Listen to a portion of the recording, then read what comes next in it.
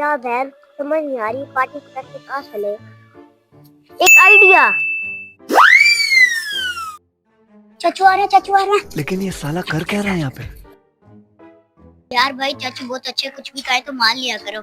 यार बहन तू सही कह रही, मेरी टीचर भी कहती चाचू बहुत हैंडसम है। वाह क्या मुस्कुराहट है।